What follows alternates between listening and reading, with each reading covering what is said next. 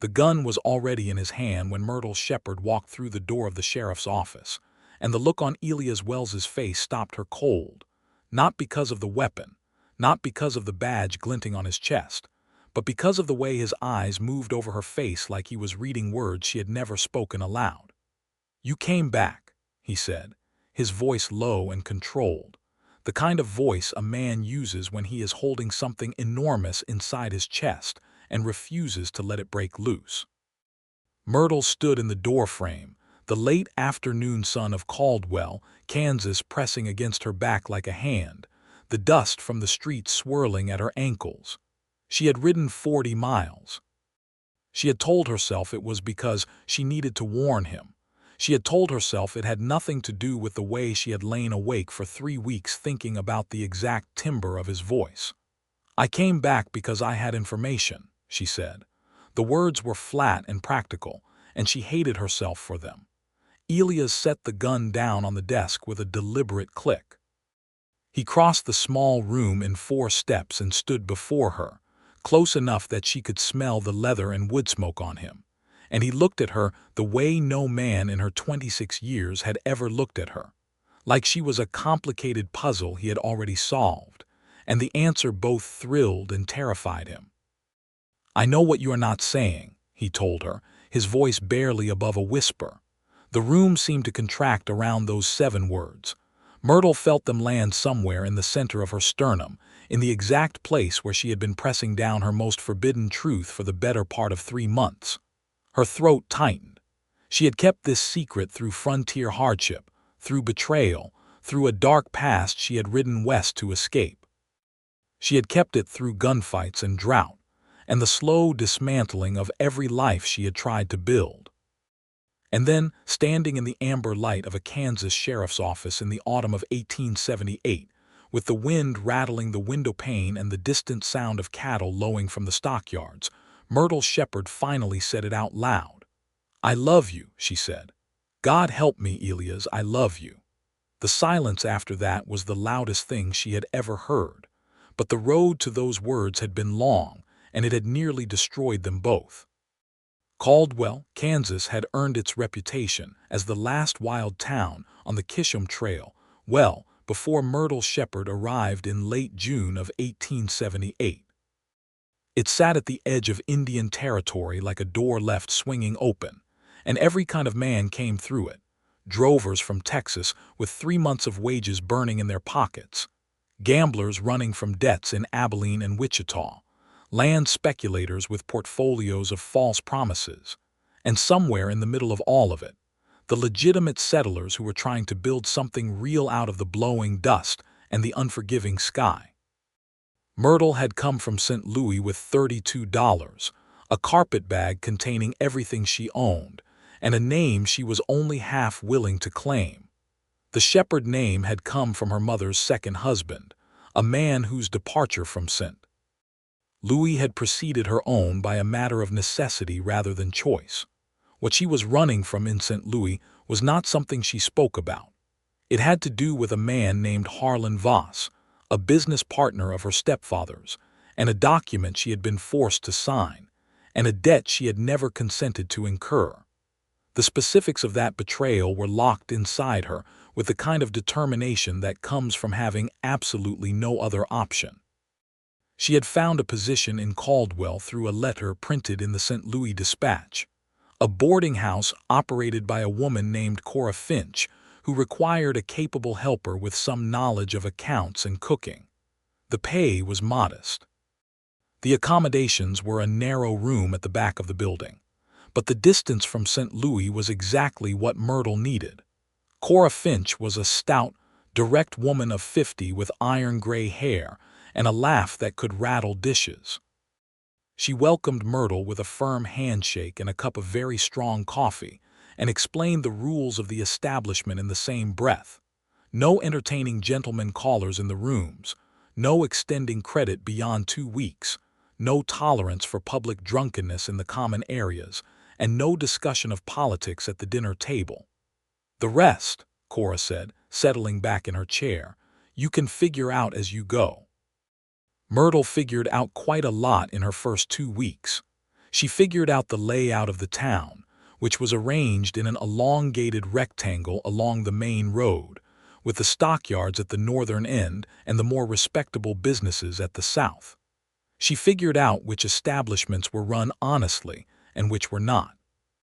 She figured out that the summer heat in Kansas was a different creature entirely from the summer heat in Missouri, drier and more relentless, and that you had to drink more water than you thought was necessary or your head would split by mid-afternoon. And she figured out Elias Wells. He was not difficult to find. In a town the size of Caldwell in 1878, the sheriff was a figure of considerable consequence, and Elias was one of those men who occupied space in a way that made him visible even when he was trying to be inconspicuous. He was 32 years old, tall without being severe about it, with dark hair that curled slightly at the collar and a jawline that had been broken once and reset slightly crooked, which gave his face an asymmetrical quality she found unexpectedly compelling. He wore the badge with the ease of a man who had worn difficult things before and had stopped letting them show.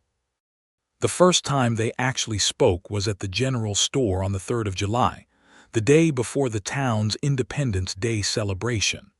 Myrtle was purchasing supplies for Cora lard, dried beans, a bolt of muslin, and a tin of baking powder, and the store was crowded with trail-end drovers picking up tobacco and playing cards and whiskey.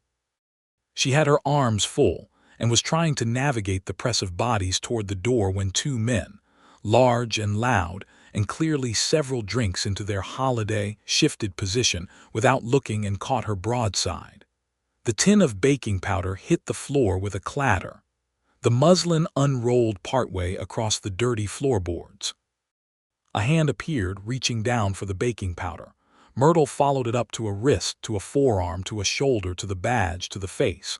Their eyes met at close range, and something in Myrtle's chest did a thing she chose not to examine.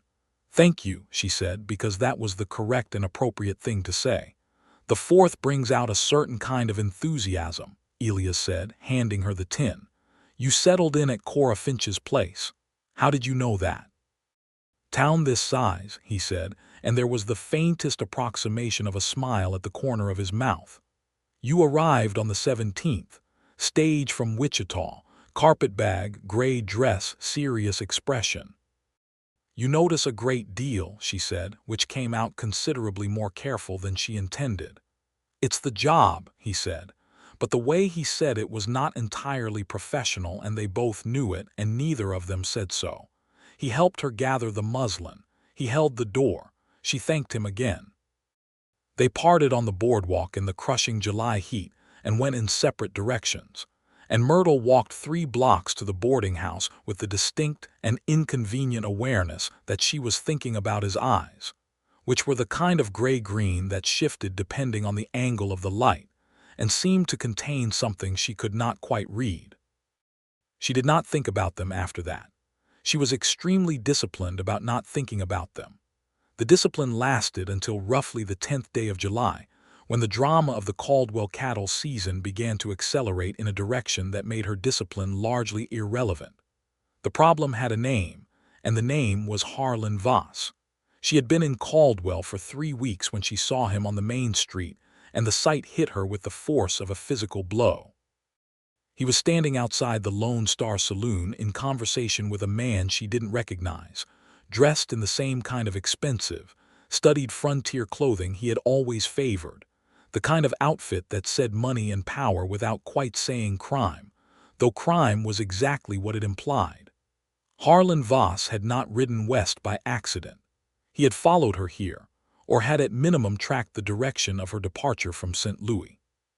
Which meant the document she had signed, the one that committed her to a debt she had been coerced into creating, was still very much active, and Harlan Voss intended to collect on it. Myrtle pulled herself out of his line of sight before he could see her, pressed her back against the wall of the feed store, and breathed carefully. The thought of running again was exhausting.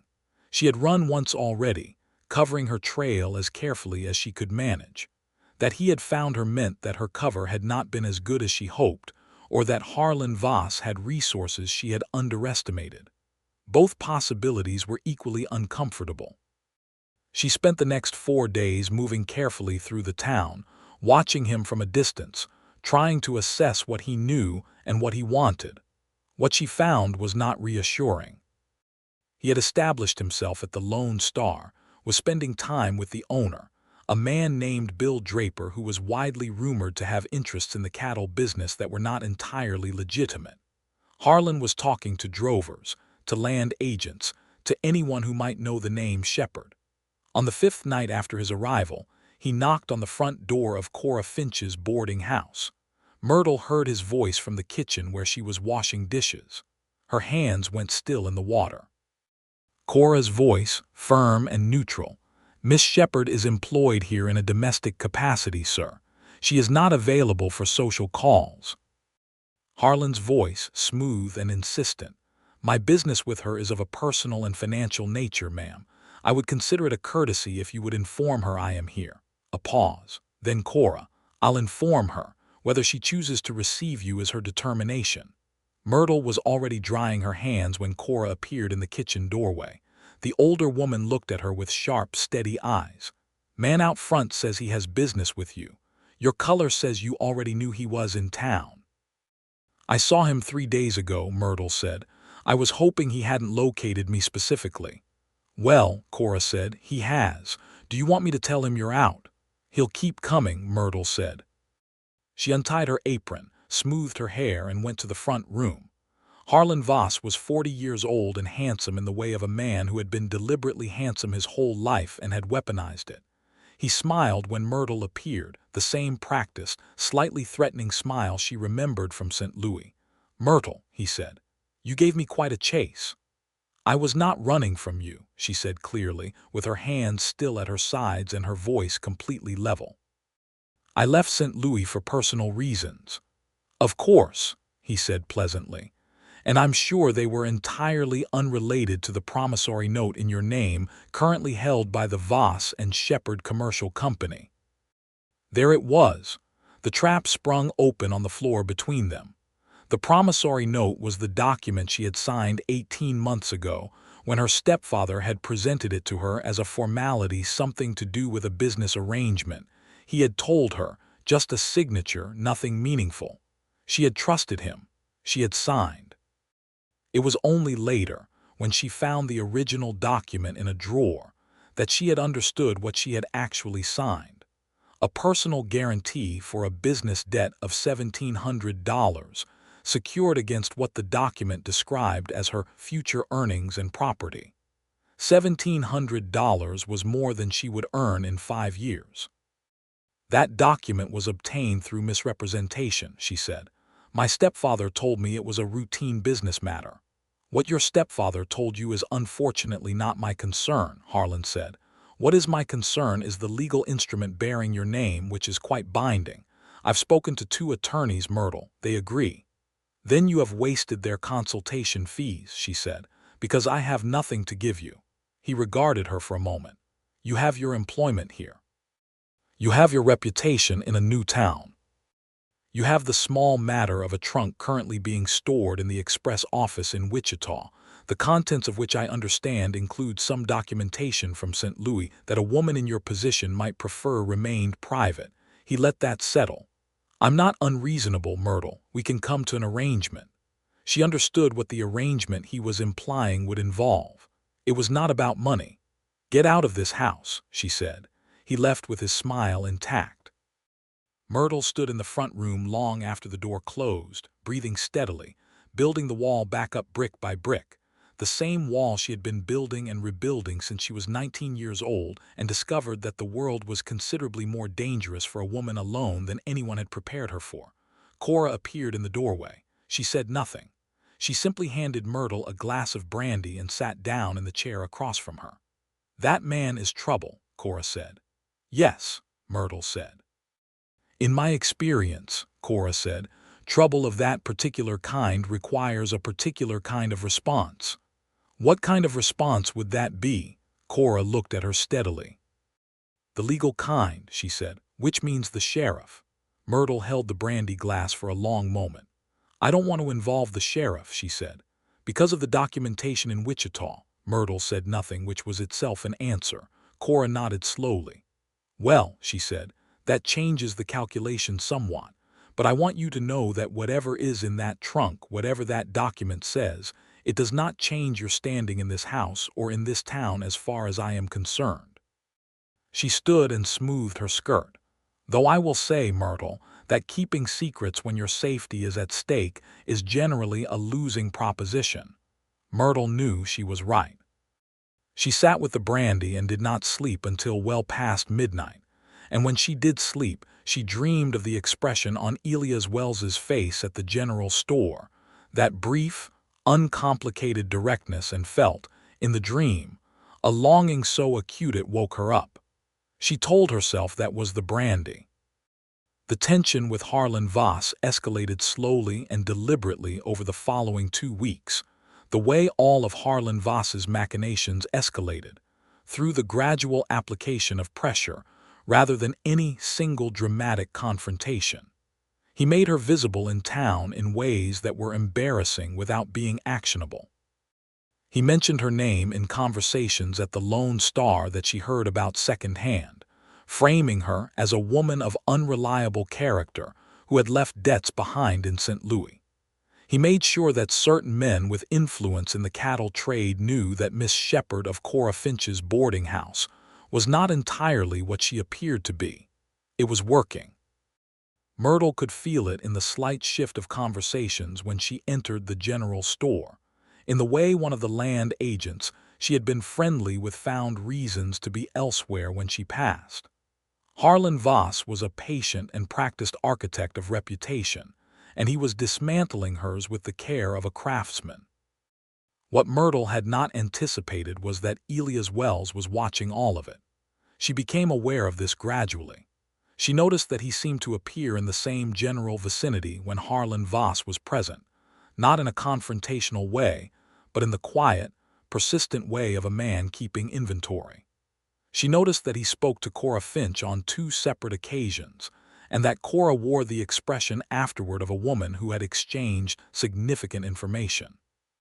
She noticed that his eyes found hers across the street one afternoon, with an expression that contained not pity, but something she could only describe as determination on her behalf, which was a quality she had not been the recipient of in a very long time, and which she found disproportionately affecting. The direct conversation happened on a Thursday morning in early August, when Myrtle was drawing water from the well at the edge of the property, and Elias appeared at the gate with his hat in his hands. "Miss Shepard," he said. "Sheriff Wells," she said. A pause in which both of them observed the convention that one should say something preliminary before saying the actual thing. "I've been watching Harlan Voss," he said finally. She set down the water bucket. "For what purpose?" "He came in on the same stage line that serves St. Louis," Elias said. "He's been here 3 weeks, stays at the Lone Star, has dinner twice a week with Bill Draper, and spends a notable portion of his remaining time making inquiries about you." He looked at her directly. "He's causing you a problem." "He is my problem," she said, "not yours." "Everything that happens in this town is mine," he said, without edge, simply as a statement of fact. "That includes women being pressured by men who travel 400 miles to pressure them." Myrtle looked at him. In the morning light, with the heat already building and the grasshoppers beginning their relentless August scraping, he looked like a man who had made his decisions and was at peace with them, and she felt the dangerous, familiar pull of wanting to lean into that steadiness. "He has a document with my name on it," she said, which was more than she had intended to say. "I know," Elias said. "Cora told me some of it." "Cora had no right. Cora was worried about you," he said, with a quiet firmness that stopped her. "And she was right to be." He turned his hat over in his hands. "There's also the matter of a trunk in Wichita. He's mentioned it to enough people that it's come back to me. He's using it as leverage." The careful, controlled composure Myrtle had been maintaining cracked slightly at the edges. "It is nothing illegal," she said. "It is simply personal correspondence. Some records from St. Louis." She paused. "Things I would rather people here did not know." Then maybe, Elias said slowly, the question is whether keeping those things hidden is worth what it is costing you. She looked at him sharply. That is very easy to say. Yes, he agreed. It is. He met her gaze without flinching. I am not asking you to tell me what is in that trunk, Miss Shepard. I am not asking you to tell me anything you don't choose to tell me. What I am asking is whether you will let me help you with Voss within the limits of what the law allows. And what do the law's limits allow? Quite a bit, he said, if I look hard enough. The thing about Elias Wells that Myrtle would not fully understand until much later was that he already knew more than he was saying. He knew because he had done the kind of thorough, patient inquiry that good lawmen do. He had sent a wire to the St. Louis City Marshal's office. He had spoken to a cattle broker who had done business with the Voss and Shepard Commercial Company. He had read the kind of legal documents that got filed publicly with the county clerk when business arrangements turned litigious, which they inevitably did when Harlan Voss was one of the parties. What he had found was this. The Voss and Shepard Commercial Company had been sued twice in the past 4 years for fraudulent inducement in its contractual dealings. Both suits had been settled out of court. The promissory note bearing Myrtle Shepard's name had been obtained through exactly the kind of misrepresentation that the suits alleged was standard practice. Her stepfather had signed as guarantor, and then transferred his guarantee to her name on a document she had not fully read. In Kansas in 1878, a contract obtained through fraud was not enforceable, but proving it required either a confession or a witness. What Elias was looking for was the witness. He found him, somewhat unexpectedly, in the person of a drover named Samuel Brecht who had come up from Texas with a herd of 2,000 longhorns, and had, in his previous life, been a clerk in the offices of the Voss and Shepard Commercial Company in St. Louis. Brecht had left that position under circumstances that had left him with both a grudge and a detailed knowledge of internal company documents. He was not difficult to persuade. While Elias pursued this quietly and methodically, the situation in Caldwell continued to worsen. Harlan Voss, apparently sensing that his campaign of social pressure was not achieving the result he wanted quickly enough, escalated his tactics in late August in a manner that crossed from social to directly threatening. It happened on a Wednesday evening when Myrtle was walking back from the dry goods store in the early evening light. The street was not empty, but it was less crowded than usual, the main press of activity being at the northern end near the stockyards. She had just turned down the side street toward the boarding house when 2 men stepped out of the alley. She recognized one of them. He worked for Bill Draper, which meant he worked for Harlan Voss. "Mr. Voss wants to know if you've reconsidered," the man said. "Tell Mr. Voss that my answer has not changed," she said. She kept her voice absolutely flat and her feet moving. The second man shifted to cut off the angle toward the main street. "He'd like you to reconsider more carefully," the first man said, and his hand closed around her wrist. What happened next was not something Myrtle had planned. She dropped her parcel, pivoted on her heel, and drove the heel of her other hand directly into the man's nose with a force that surprised both of them. It was not a technique she had been formally trained in. It was the accumulated response of a woman who had been navigating threatening men for a decade and had reached the point of physical reaction that lives just on the other side of patience. The man released her. The second man lunged. And then Elias Wells was there, appearing from the far end of the alley with his hand already on the shoulder of the second man, spinning him around and throwing him against the fence with a controlled, economical force. "These men bothering you, Miss Shepard," he said, in the same level tone he used for all official communication.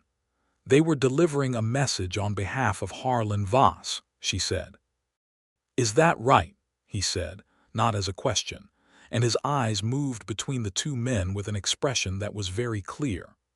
"You boys are going to want to walk down to my office and explain to me the nature of that message in considerable detail. And then you are going to want to have your things packed and be on the first available stage out of Caldwell." Because the next time I find you occupying an alley in a manner that could be construed as harassment, I will find a charge creative enough to hold you through the fall cattle season." He looked at the first man, who was holding his nose. "That's going to need setting. Doctor's office is 2 blocks north." He watched them go, then turned to Myrtle. His eyes ran over her with a quick professional assessment that shifted into something else when he found her face. "You all right?" "I'm fine," she said.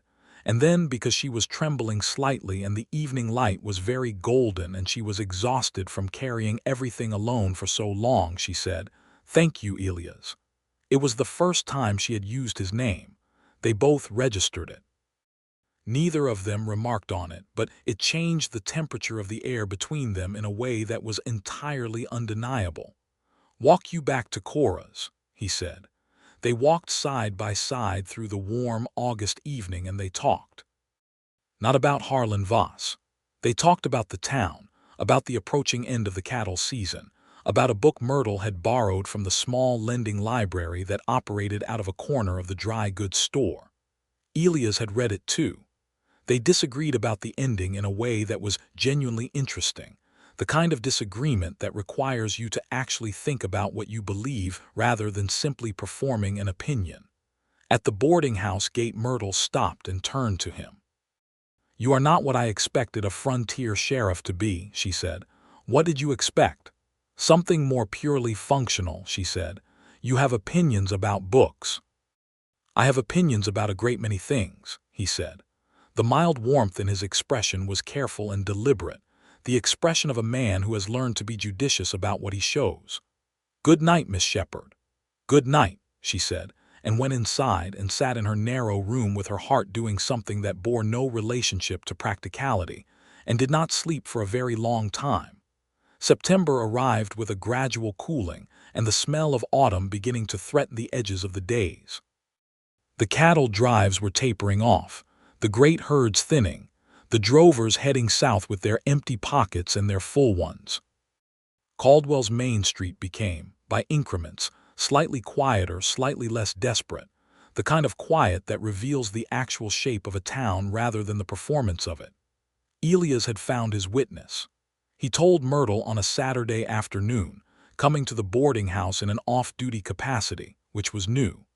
He sat at Cora's kitchen table with a cup of coffee and explained in the clean, systematic way that was entirely characteristic of him what he had found.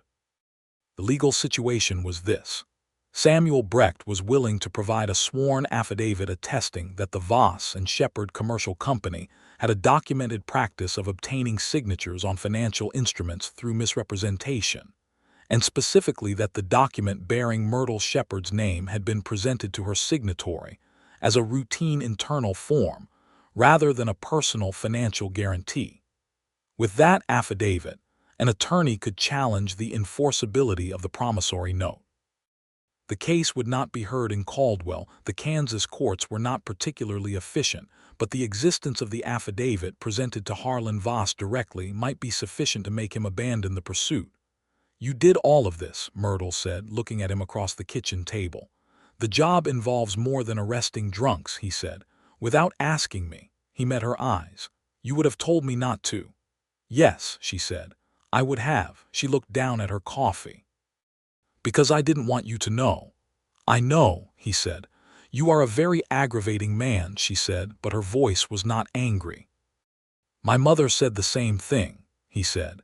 And there it was, that almost smile, that asymmetric crack in the careful professional composure that she had been watching for weeks and had begun to look forward to in a way that she actively tried to suppress. They sat in the kitchen for another hour after that, and the conversation moved the way good conversation moves when two people have stopped performing for each other and started actually communicating. He told her about growing up in Ohio, about coming west after the war because Ohio felt, in the aftermath, like a room with all the air removed. His older brother had been killed at Shiloh in 1862. He did not speak about it extensively, but he spoke about it honestly, and Myrtle felt the weight of that honesty and matched it, carefully, with pieces of her own. She told him about her mother, who had been a capable woman diminished by circumstance. She told him about the years in St. Louis after her mother died, the years of navigating the various expectations and pressures that attended a young woman without family or money in a city that had very specific ideas about what such women were for. She did not tell him everything. She told him enough. "The documents in the Wichita trunk," she said, at the end of a long pause. "They are correspondence between my mother and a man she was involved with before she married my stepfather. The man was a prominent businessman in St. Louis.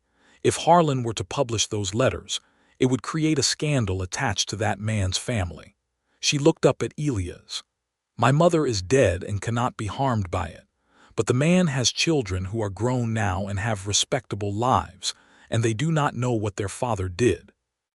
Harlan knows that if he threatens to publish those letters, I will do almost anything to prevent it."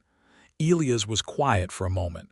"That's the real leverage," he said. "Yes."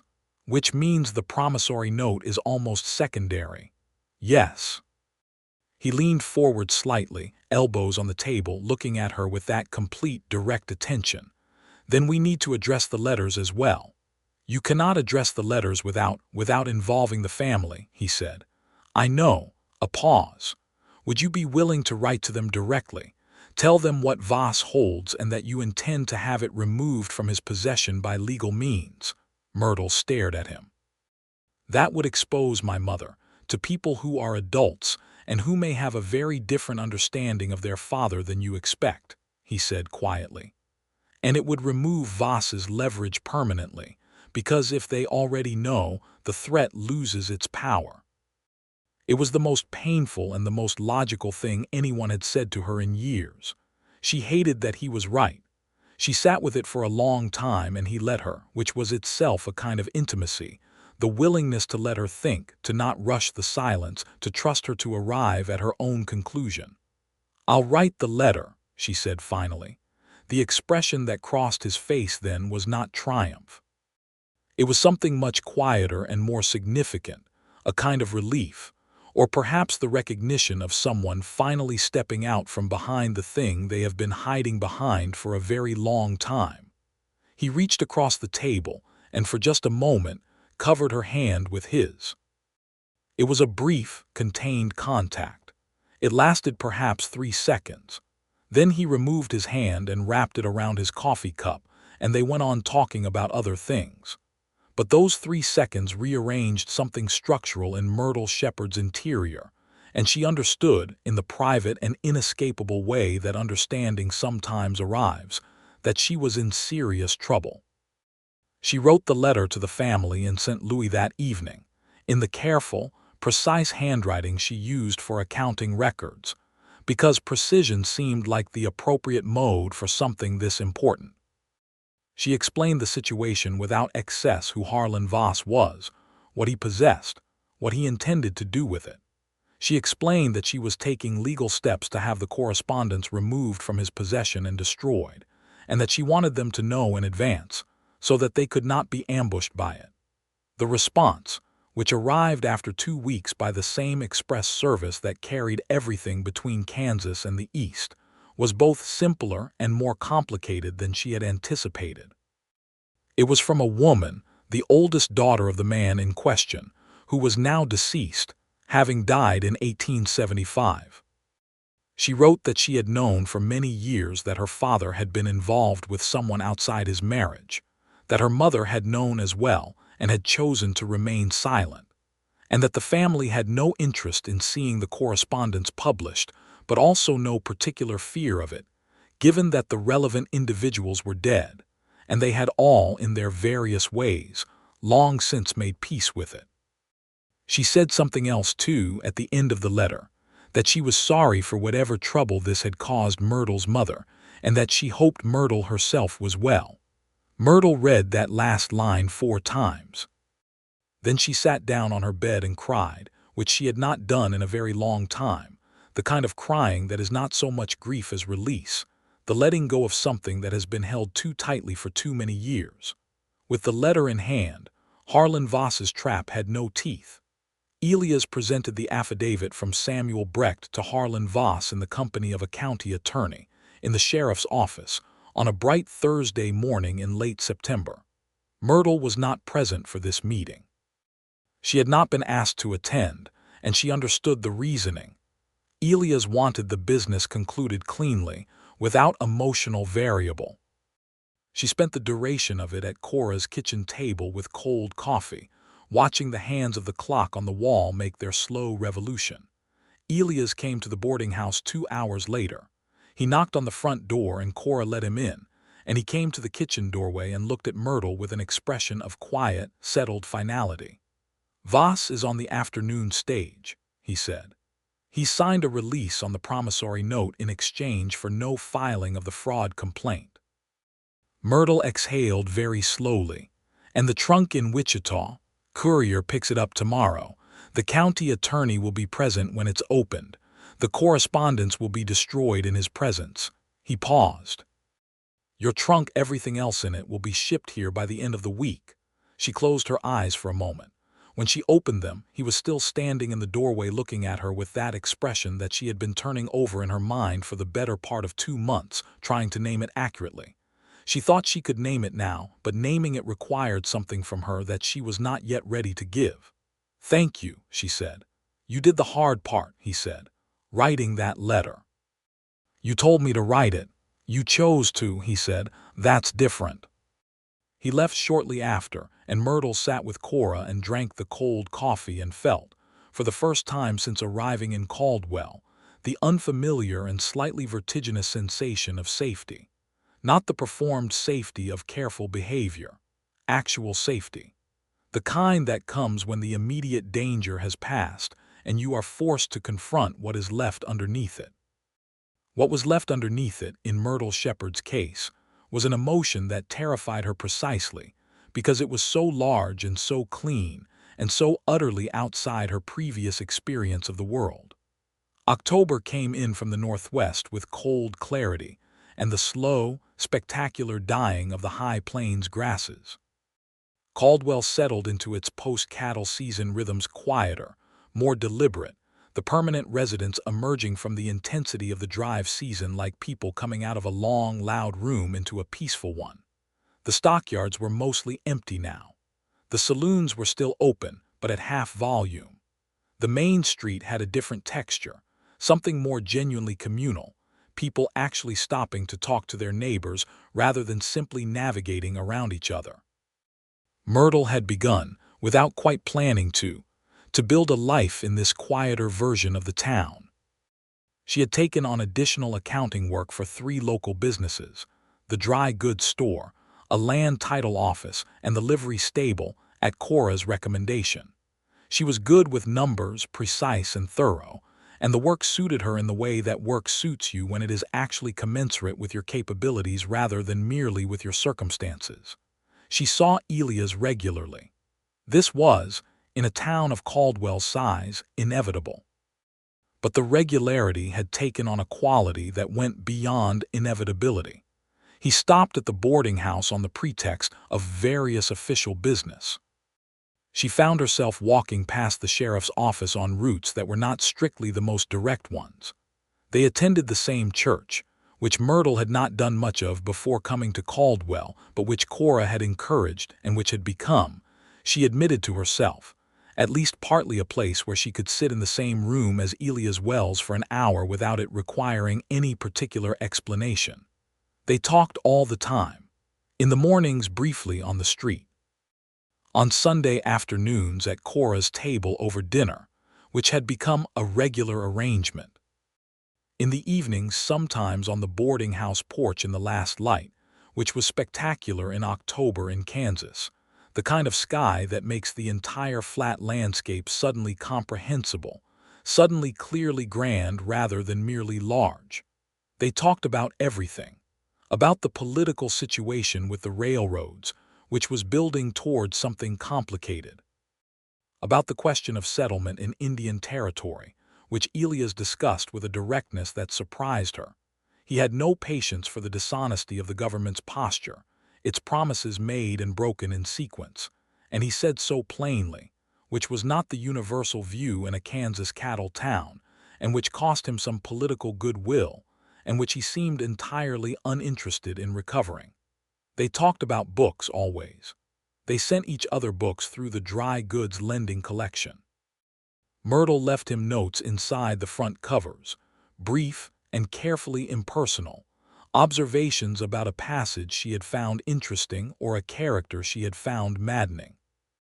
He returned the books with notes in the margins that were more extensive than hers and significantly more personal than she had expected from a man who maintained such careful public composure. And they talked about smaller things, about Cora's opinions, which were numerous and delivered without hesitation, about the particularly bold prairie dog that had established itself at the edge of town and terrorized horses, about the quality of the coffee at the hotel dining room, which was universally agreed to be terrible and universally consumed anyway. What they did not talk about was the thing that had become, by November, the most significant fact of Myrtle's interior life. She was aware of it constantly. She was aware of it when he laughed, not the polite social laugh he deployed for town meetings, but the real one, rare and unguarded, which happened maybe once a week, and which she actively looked forward to in a way that had long since escaped the bounds of casual acquaintance. She was aware of it when he was angry, the controlled, cold competence of his anger when he encountered genuine injustice, which she found both intimidating and profoundly attractive. She was aware of it when he was kind, the steady, unpretentious kindness that was simply how he operated in the world, the way you water plants not for the drama of it, but because the plants require it. She knew what she felt. She had known for weeks. She simply refused to say it, even to herself, in direct terms, because saying it would require her to decide what she was going to do about it, and what she was going to do about it was a question with no clear answer that she could see. The reasons for this were numerous, and all of them lived in the dark past she had ridden west to escape. She was not a woman who had ever been permitted to believe that her feelings mattered as primary data in any situation. She was not a woman who had models, in her upbringing or her experience, for love that was uncomplicated by exchange, by transaction, by the hidden motive lurking behind the offered hand. She had learned to read danger. She had not learned to trust safety. Elias, she knew from observation, was carrying something similar. Not the same architecture of damage, his was built differently, shaped by the war and by loss rather than by the particular kind of domestic precarity she had experienced. But he was not a man who expressed his interior world without difficulty. The careful composure was not mere professionalism, it was protection. Which was why they had been circling each other for 4 months, getting closer and closer, saying everything except the one thing. Cora saw it. Cora had, Myrtle suspected, been seeing it since approximately week 3. She was not quiet about her observations. "You are going to drive yourself into a nervous condition," Cora told her one November morning, over the account books for the boarding house. "And you are going to drive that man into one as well, which will be considerably worse for the town's general governance." "I don't know what you mean," Myrtle said, which was the most transparent statement she had ever made. Cora gave her the look that the statement deserved. "I don't know how to begin," Myrtle said then, which was the actual truth. "In my experience," Cora said, "the beginning is generally just saying the thing. It is not that simple." "No," Cora said, "it is not simple at all. But the alternative is sitting in the same room with each other for the next 40 years both knowing and neither saying, which is a very particular kind of waste." Myrtle looked at her. "I was married for 22 years, Cora said, with a gentleness that was unusual for her. "To a man I loved considerably. He has been dead for 11 years, and the thing I am most grateful for, looking back, is that we said it, both of us, clearly, out loud, so there was no question." She looked back down at her account book. "Say the thing, Myrtle. Whatever comes after it you will manage." November moved through the town with increasing cold and the particular quiet of a frontier autumn that is sliding toward winter. The days shortened. The light went flat and then gold and then early dark. People built fires and gathered closer to them, and the social texture of the town contracted from the wide, public spaces of the cattle seasoned to the warm, domestic spaces of household and hearth. Elias invited Myrtle to dinner at the hotel dining room on a Friday evening in mid-November. This was different from their Sunday dinners at Cora's table, which had the comfortable ambiguity of a regular social arrangement. This was specific and deliberate, and both of them knew it, and neither of them said so.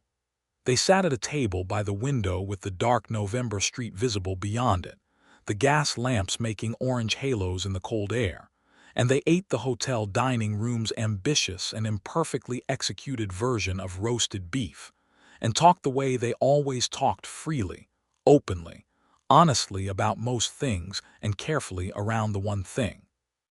Over dessert, which was a respectable apple pie, Elias set down his fork and looked at her with that particular quality of attention that always made her feel simultaneously seen and slightly off balance. "I want to tell you something," he said. "All right," she said carefully. He looked at the pie, then back at her.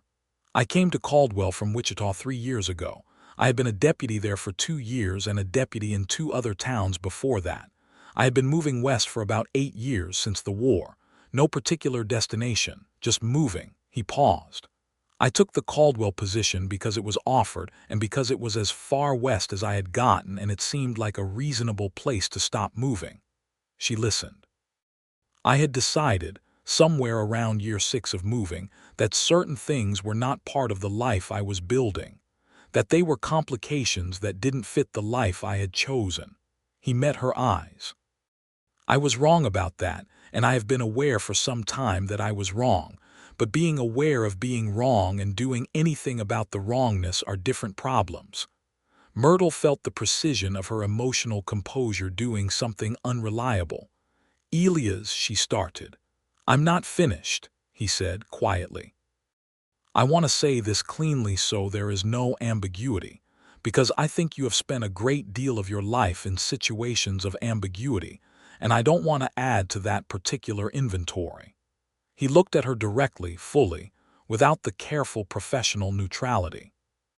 "What I am trying to say is that since June, since a general store and a tin of baking powder, I have not been indifferent to you, at all, in any regard." The apple pie sat between them untouched. "I am aware," he said, slower now, choosing words, "that you have reasons for caution that I respect completely. I am not asking for anything that you are not ready to offer. I am simply saying the thing," a small, serious pause, "because I thought you should know." Myrtle looked at him for a long moment. The restaurant around them was doing its muted business.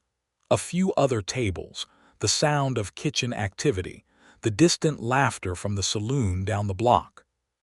The ordinary world, continuing its ordinary operation around the fact of this conversation. "I appreciate you saying it," she said. "Is that all?" he said, and something in his expression was so transparently vulnerable, so briefly unguarded, that her careful internal architecture creaked under the weight of it. "No," she said. "That is not all." She looked down at her hands.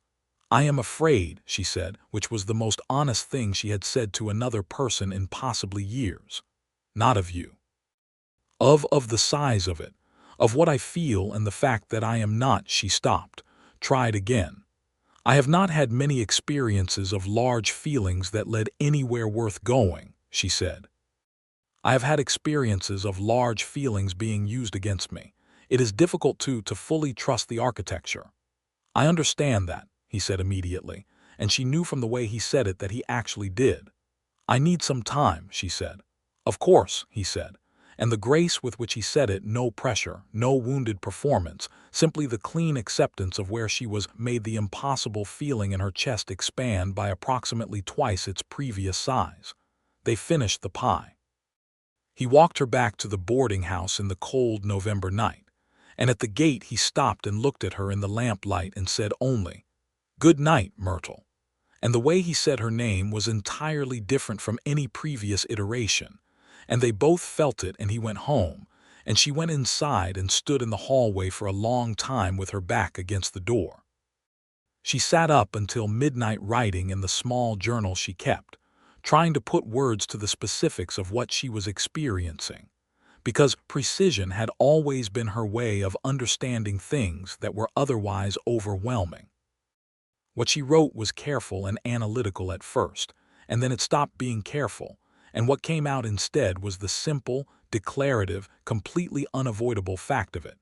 She was in love with Elias Wells, not the performing of love that she had observed in herself occasionally with much smaller feelings, not the useful fiction of romantic attachment that society produced in women as a survival mechanism.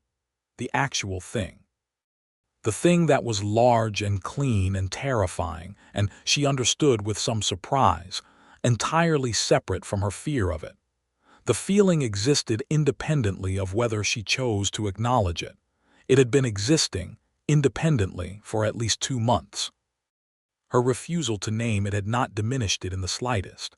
She wrote it in the journal 3 times in different forms to see how it felt. It felt like releasing a breath she had been holding since June. She also wrote, "I'm going to tell him. I'm going to tell him soon, before I find new reasons not to." What she did not anticipate was that soon would be accelerated by circumstance. The circumstance arrived the following week in the form of a telegram from the county marshal's office in Wellington. There had been an incident at the boundary of Indian Territory, a confrontation between a group of armed settlers who were attempting to push into land that was not legally available to them, and a group of Osage men who were entirely justified in refusing them.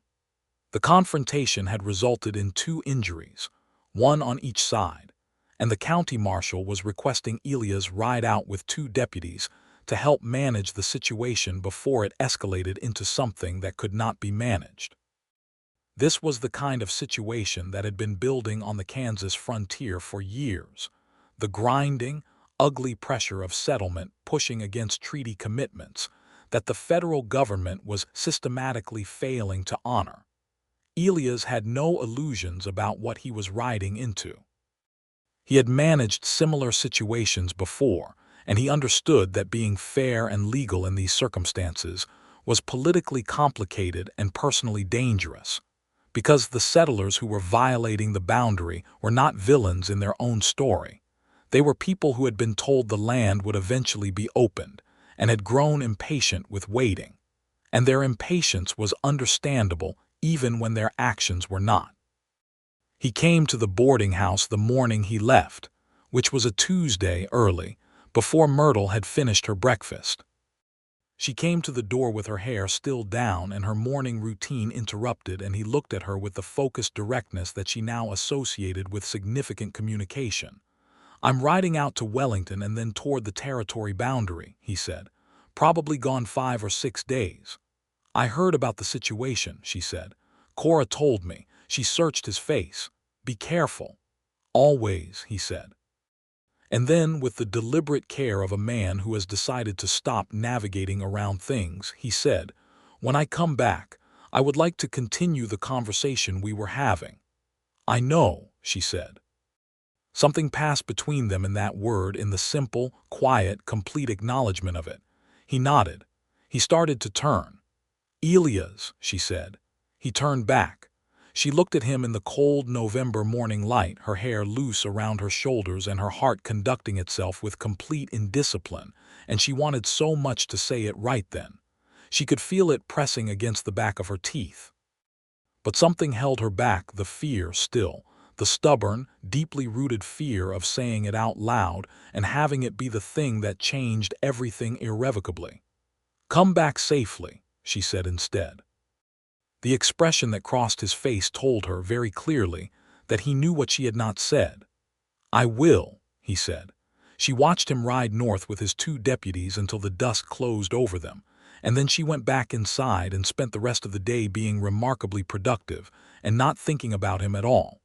She thought about him every hour. The 5 days of his absence were the longest 5 days she had experienced in Caldwell, which was itself informative. Without the anchor of his presence, which she had become accustomed to in ways she had not fully registered until it was removed, the town felt different, not less safe exactly, but less settled. She worked longer hours on the accounts, which helped. She talked more with Cora, which also helped. She went to bed at reasonable hours and lay awake at unreasonable ones, trying to organize her feelings into a more manageable configuration. What she arrived at by the fourth night was this: the fear was not going to disappear. The dark past did not simply evaporate because the immediate threat was resolved. The cautiousness built into her over a lifetime of navigating a world that had been unkind in specific and systematic ways was not something she could simply choose away. It would be there, probably always, in some form. The question was not whether she could eliminate it, but whether she was going to let it make the decision for her. She had let it make a great many decisions already. She had let it send her from St. Louis. She had let it govern her first months in Caldwell, keeping herself small and carefully contained, projecting only the surface of herself. She had let it nearly keep her from writing the letter to the family in St. Louis, which had been the right thing to do, and which she had almost not done because the fear said it would expose her. The fear was a useful instrument of survival. It was not a reliable instrument of living. Cora said on the fifth morning without looking up from the stove, "He'll be back today or tomorrow." "I know," Myrtle said, and I'm going to tell him," Myrtle said. Cora stirred the porridge with steady satisfaction. "Good," she said. "It was past time." He came back on a Saturday afternoon, riding in from the North Road with his deputies, and Myrtle was in the dry goods store when she heard the horses and looked out through the window and felt the particular, inconvenient lurch of her heart that had become entirely familiar. She finished her purchase. She went back to the boarding house. She set the supplies on the kitchen table and stood for a moment, her hands flat on the cool surface of the wood, conducting the brief internal argument that she already knew the outcome of. Then she put on her coat and walked the 3 blocks to the sheriff's office. He was there when she walked in. The gun was in his hand. He had been cleaning it, the full cleaning kit spread across the desk, and he set it down with the careful deliberateness she recognized from the first night she had seen this room in her mind, the image she had been carrying for months. He crossed the room in 4 steps and stood before her, close enough that she could smell the leather and wood smoke, and looked at her with the full, direct, knowing attention that had always been the most destabilizing quality he possessed. "You came back," he said. "I came back because I had information," she said, which was the automatic deflection, the practiced distance, the old habit asserting itself one last time. And then he said it. "I know what you are not saying," he told her. The room contracted. The words landed in the center of her chest. Every defense she had ever built stood up in that moment, every careful brick of protection and distance and practiced composure, and she felt them all clearly and distinctly, and she understood that she had a choice about what to do with them. She had always had the choice. She had simply not been ready to exercise it. She looked at him. He was waiting, not impatiently, not pressuring, simply present in that steady, absolute way that was entirely his own, the quality that had been undoing her since July. "I love you," she said. "God help me, Elias, I love you." The silence after it was enormous. Then he closed the distance between them and put his hands on either side of her face, very gently, and looked at her with an expression that was composed of approximately equal parts relief and something that could only be described as arrival, the expression of a man coming to the end of a journey and finding the destination exactly as good as he had hoped. "I know," he said softly. "I know that. And I need you to know that I love you too.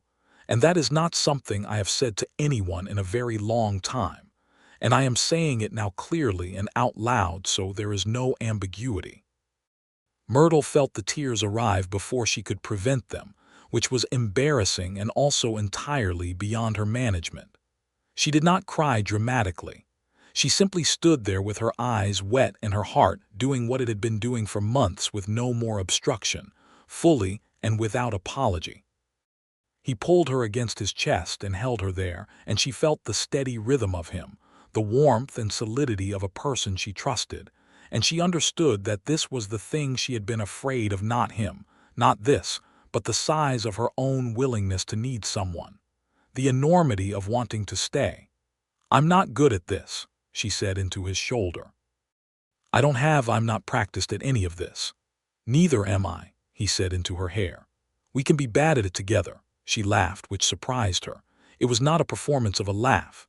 It was the real kind, sudden and unguarded and warm, and she felt him smile against the top of her head, and the two of them stood in the sheriff's office in the late Saturday afternoon with the cold autumn light coming through the small window, and were for a moment entirely and straightforwardly happy.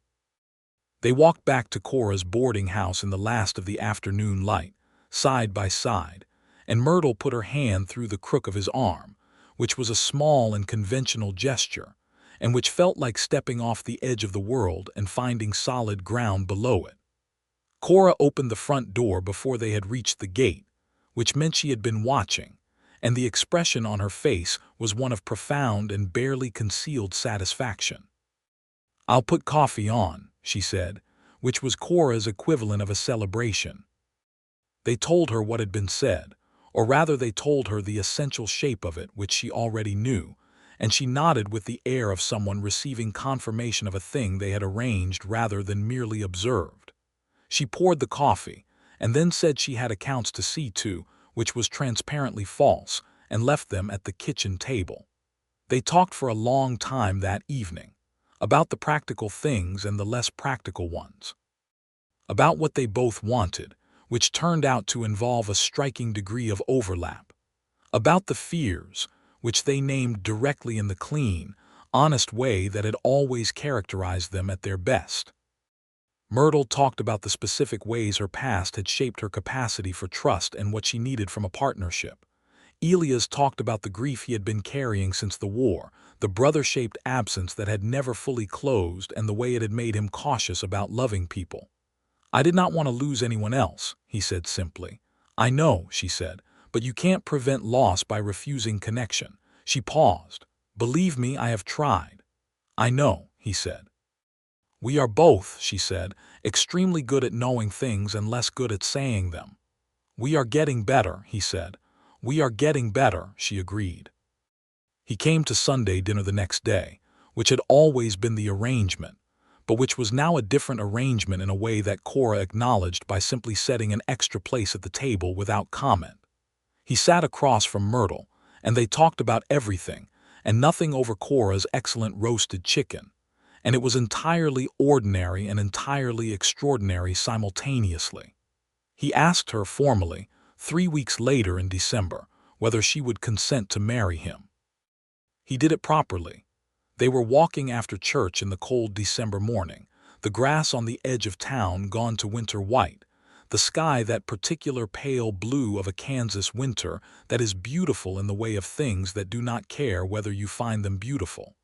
He stopped walking and turned to face her and said, without preamble, "I want to ask you to marry me.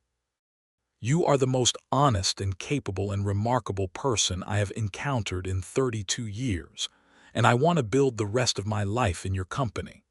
I want you to know that I understand this is not a small thing, and that I am asking it fully aware of everything it involves." Myrtle looked at him in the December morning. She thought about the woman who had arrived in Caldwell in June with $32 and a carpetbag and a name she was half ashamed of, and a wall built so high she had nearly forgotten there was anything on the other side of it. "Yes," she said. "Elias, yes." He produced, from his coat pocket, a ring, a simple gold band with a small garnet, which he had purchased from the jeweler in Wichita on his last supply trip, planning ahead with the steady confidence that was entirely characteristic. He put it on her finger and she looked at it, and it was a small, ordinary thing, and it was also the most significant object she had ever worn, and she told him so. "Good," he said. He took her hand and they walked back toward town in the December cold, and the world looked different than it had a quarter hour before. The same sky, the same flat white landscape, the same small cluster of buildings on the prairie horizon, and yet entirely transformed, the way the world transforms when the hidden motive is finally removed, and what is left is simply the actual shape of things. They were married in February of 1879 in the small Methodist church on the south end of town, on a Saturday morning that produced a pale, clear winter light through the church windows like something designed specifically for the occasion. Cora was there, occupying the front pew with the air of a woman who had orchestrated the entire event through the application of strategic wisdom and excellent coffee. A number of Caldwell's permanent residents attended, people who had watched the whole development from a respectful distance and were now here to confirm what they had observed. Myrtle wore her best dress, which she had spent 3 evenings refitting, and which was a deep blue that Elias had once mentioned, in passing, looked well on her. She had not bought anything new, on the grounds that the dress she had was perfectly adequate, but she had added a cream-colored ribbon collar from the dry goods store which cost 32 cents, and which she felt represented the appropriate balance between celebration and practicality. Elias wore his good suit and had, evidently, submitted to a somewhat more disciplined haircut than usual, which Myrtle noticed, and which produced a warmth in her chest that she recognized by now as entirely reliable. The ceremony was brief and entirely genuine. When they said the words, they said them looking directly at each other, clearly and without qualification, the way two people say things when they have already fully practiced honesty and understand its value. They moved into the house that Elias had been renting on the east side of town, a proper house, not large, but with a front porch and a kitchen with good south light, and a bedroom that looked out over the winter prairie. Myrtle had been adding to it by degrees since December, with Elias' involvement and occasional opinionated input, and by the time they moved in together, it already felt lived in, already felt like the place they were going to be. The first winter of their marriage was the kind of winter that tests people in the most fundamental ways: confined spaces, cold, limited social life, the uninterrupted proximity of two people building the specific language and habits of shared life. They were not always easy with each other. They were both too opinionated and too self-sufficient, and too accustomed to their individual arrangements to make the merger entirely frictionless. There was the ongoing negotiation about the accounts. Myrtle kept books with a precision that Elias found, by his own admission, slightly overwhelming. He was organized but not systematic, and the introduction of her systematic approach to the household finances produced an adjustment period.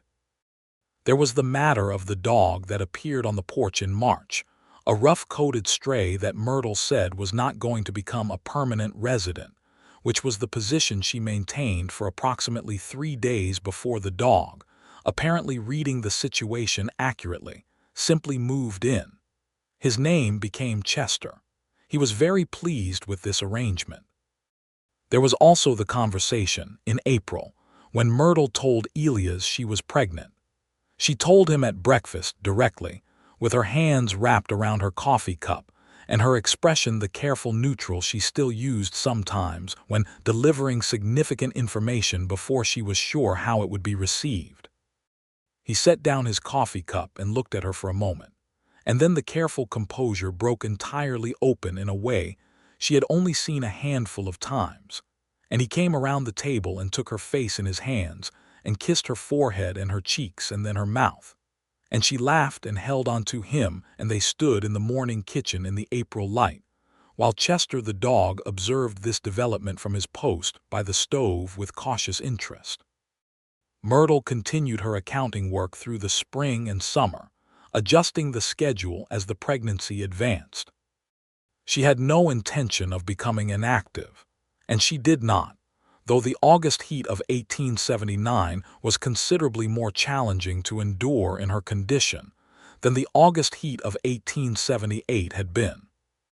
Elias was, she discovered, an attentive and not overbearing partner in this period, he worried. She could see it in the small adjustments he made, the way he was always finding reasons to come home for the midday meal, the way he checked in with Dr. Hartley with a thoroughness the doctor clearly found slightly excessive. But he tempered the worry with genuine respect for her capability and her preference to be treated as a capable adult, rather than a fragile condition. "I am perfectly fine," she told him in late September when he had rearranged his evening patrol schedule for the third time that week. "I know you are," he said. "Then stop looking at me like I might shatter." "I'm not looking at you like you might shatter," he said. "I'm looking at you because I like looking at you. That has been consistently true for over a year and predates the current situation entirely." She stared at him. He maintained complete composure. She picked up her accounting book and said, "That was very nearly a charming thing to say," which was, he understood, high praise.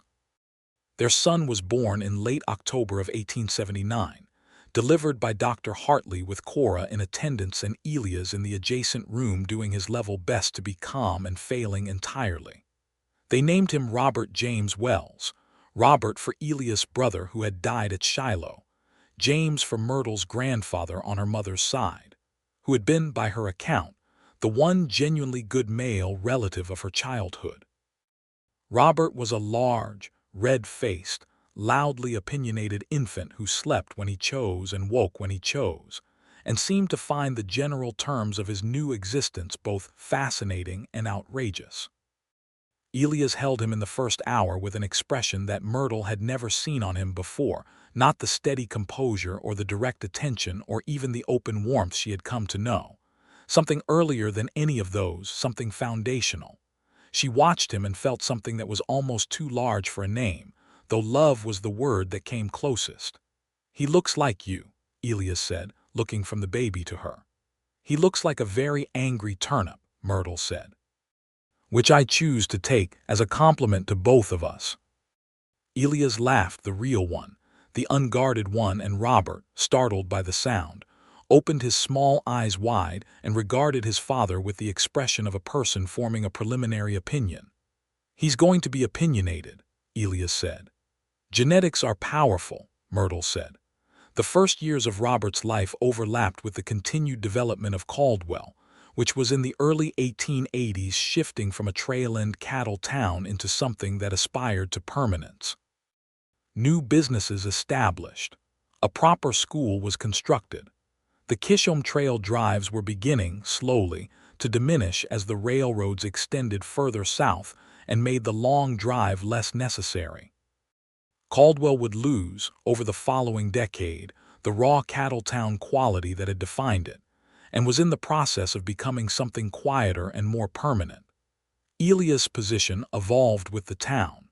He was re-elected sheriff in 1880 with a substantial majority, which reflected both his record and the increasing value placed by permanent residents on steady, honest governance.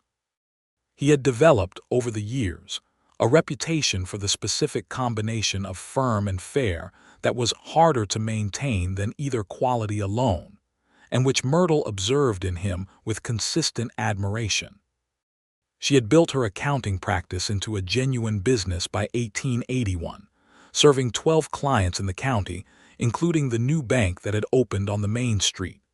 She had a small office above the dry goods store, where she kept her desk and her ledger books, in Chester, who had appointed himself permanent office dog, and was respected in this role by all of the clients, who had learned that his assessment of character was not inaccurate. They had a second child in 1882, a daughter, Eleanor Ruth Wells, named for no one specific but chosen because both of them simply liked the weight and clarity of it.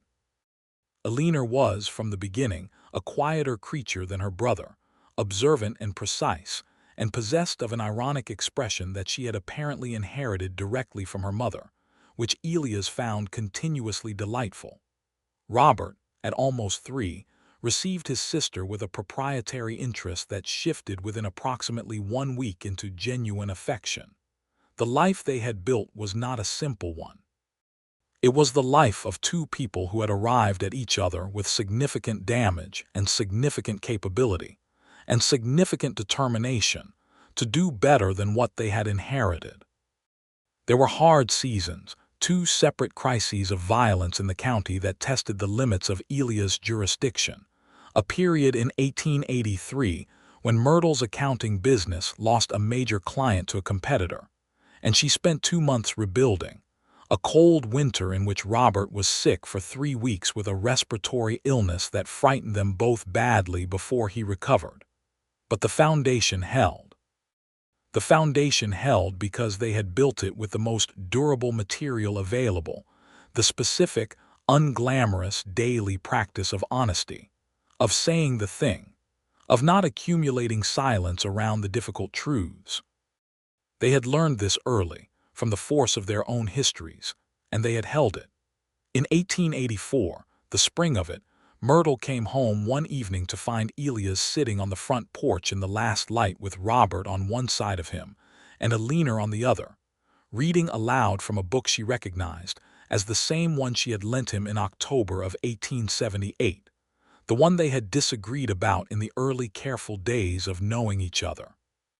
She stood at the gate and watched the three of them in the evening light, her husband's voice reading, her son leaning against his arm, her daughter's small face tilted up with total attention, and felt something that she had no previous reference for because she had not known before this what it felt like to be home. Not a place. A fact.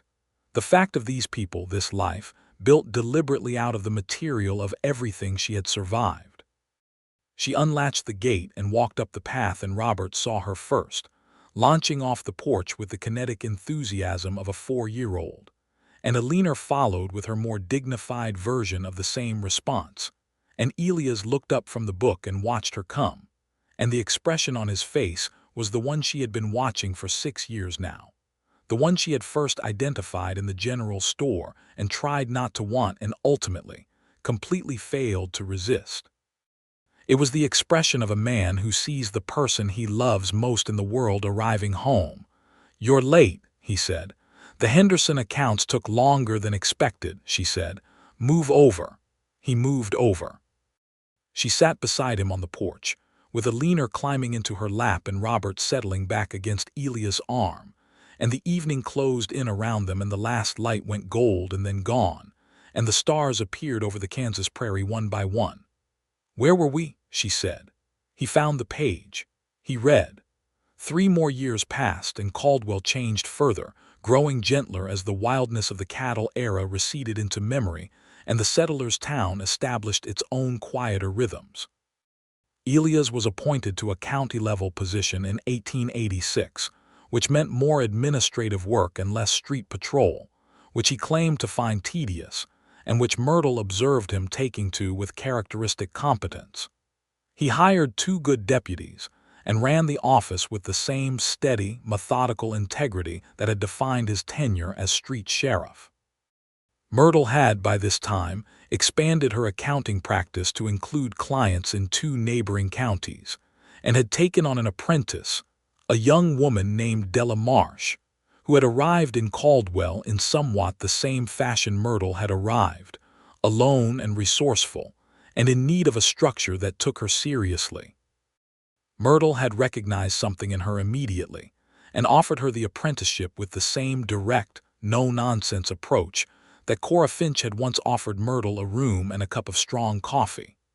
Cora herself was slower now, moving through her boarding house with the care of a woman who had accumulated years, and was paying appropriate attention to them, but she remained sharp and present, and maintained her table as the gathering place it had always been. Sunday dinners at Cora's had become a Wells family institution. Elias and Myrtle, and whatever combination of children and dogs were in attendance arriving in the early afternoon and staying through the evening, the kitchen full of food and argument and laughter. On a Sunday in September of 1887, after dinner and with the children asleep in the back room, Myrtle and Elias sat on Cora's front porch in the warm evening, and Myrtle looked at the stars over the flat Kansas horizon and thought about the woman who had arrived in this town with $32 and a carefully maintained wall, and a set of fears she had mistaken for a permanent condition. "What are you thinking?" Elias said. "About arrivals," she said, "and how different things look from this side of them." He looked at the stars, too, for a moment. "Is it what you expected?" "No," she said. "It's better." She turned to look at him. "I did not know what I was going to find here. I was hoping for safety. I did not anticipate anything else." "Neither did I," he said. 3 years into moving west, and I had more or less decided that was the whole project, moving. And instead, she said. And instead, he said, you walked in through that door with a tin of baking powder and that expression you wear when you are being very careful, and nothing went back to what it had been. He paused, which I remain profoundly grateful for. She put her hand in his. He closed his around it. Cora's voice came from inside the house, saying something about whether anyone wanted more coffee, and they both said yes, which they always did, and the ordinary evening continued its warm and unremarkable course, and the stars proceeded in their indifferent and magnificent sweep across the Kansas sky. The third child arrived in the spring of 1888. They had not been precisely planning this, but they had not been precisely not planning it either, and when Myrtle came to the breakfast table one March morning and said, without preamble, I believe we are expecting again, Elias set down his toast and looked at her with the specific version of his full, direct attention that she associated with the most significant moments of their life together. All right, he said. You sound unsurprised. I'm surprised, he said. I'm also very pleased. Robert was 8 now, and Alina was 5, and both of them received the news with their characteristic differences. Robert with extravagant enthusiasm and immediate planning for what kind of brother the baby would be, Alina with thoughtful evaluation and the observation that a sister would also be acceptable. The third child was a boy. He arrived in October in the same thorough and vocal style as his older brother, and they named him Daniel Cora Wells Daniel for the straightforwardness of it, and Cora as a middle name, which had not been done with a boy before in their acquaintance, but which was entirely right, because Cora Finch had been the hinge on which the whole thing had turned, and they both knew it. Cora herself, when told the name, said only, well, and then appeared to be looking at the wallpaper for a long moment, and then said, he'd better be worth it, which was as close as she came to open sentiment, and which everyone in the room understood perfectly. By the time Daniel could walk, the Wells household had settled into the organized, lively chaos of 3 children at different ages and 2 parents with demanding careers who had built a shared life out of the specific combination of their individual capabilities. Myrtle ran her accounting practice with Della's able assistance and managed the household accounts with her trademark precision. Elias ran the county office with the steady, methodical competence that had made his reputation over a decade of work. They argued about books and politics and the best route to take to Wellington, and whether Chester the dog was being fed too much by the children, which he was. They were also still, in the way of people who have done the work of building a genuine partnership rather than simply a shared residence, very much in love. This showed itself in the ordinary ways, the steady habit of talking, of saying the thing, of not accumulating silence around important truths. It showed in the particular quality of attention they paid each other, the kind of attention that does not diminish with familiarity, but rather deepens into a more complete knowledge. And occasionally, when the occasion offered itself, when the children were asleep and the evening was quiet, and the prairie dark outside the windows held that vast, peaceful, indifferent quality that had frightened Myrtle when she first arrived and now felt simply like home, they sat together on the porch with their coffee and talked, and it was the best conversation either of them had ever had, and it was always continuing, and it was never finished. One such evening in the autumn of 1889, with Robert 9 and Alina 6 and Daniel just past his first birthday sleeping in his cradle inside, Myrtle looked out at the darkened street and said, "Do you remember what you said to me in the sheriff's office, the first time, before I said it?" "I told you I knew what you were not saying," Elias said. "Yes," she said, "and I thought for a moment that I was going to find a way to continue not saying it." "But you didn't," he said. "But I didn't," she said. He looked at her. "What would have happened," he said, "if you had?" She considered this seriously, the way she considered everything seriously. "I think we would have spent a very long time being miserable in close proximity," she said. I think eventually one of us would have left or one of us would have said something because the thing was simply too large to keep contained indefinitely. I was prepared to wait a reasonable amount of time, he said, and then to say it myself if necessary. You already had said it, she said. In the restaurant. I was just the one who needed to say it out loud to make it real. To make it mine, rather than something I was only allowing to be true on the inside. He nodded slowly. I spent a great deal of my life, she said, keeping the important things on the inside where they couldn't be used against me. She paused. It was a very effective protection mechanism and also a very effective method of not actually living. Yes, he said. You are the person who made the outside seem like a reasonable option, she said. That is what you did specifically. You made safety seem possible. He was quiet for a moment. You did the same for me, he said. The moving. I had made peace with moving because it kept me away from the specific kind of grief that comes from being stationary and losing what is stationary with you. He turned his coffee cup in his hands. You gave me a reason to stay still. The night pressed in around them, warm and dark and full of the ordinary sounds of an 1889 Kansas evening, distant cattle, a dog somewhere in the neighborhood, the wind moving through the grass at the edge of town. I am glad I walked through that door, she said. The general store, he said. Or my office. Both, she said. The general store was where I noticed you. The office was where I said the thing. She paused. And here is where I stay. He took her hand, the same way he had taken it that first time over the kitchen table in Cora Finch's boarding house, simply, without ceremony, the way of a man who has practiced this and does not need to make a production of it. She held it back with the same simplicity. They stayed on the porch until the night grew cool and the last light in the neighboring houses went out, and Caldwell settled into its quiet dark, and the Kansas stars performed their enormous, ancient, indifferent show, and Myrtle and Elias Wells sat in it and were, in all the most essential and enduring ways, completely at home. Inside, Daniel made a small sound and was still. Chester shifted in his sleep by the door. The wind moved through the grass. The things that had been kept inside had all been said now, and what was left was the life, large and specific and honest and ongoing, that saying them had made possible. And it was, by every measure that mattered, more than enough.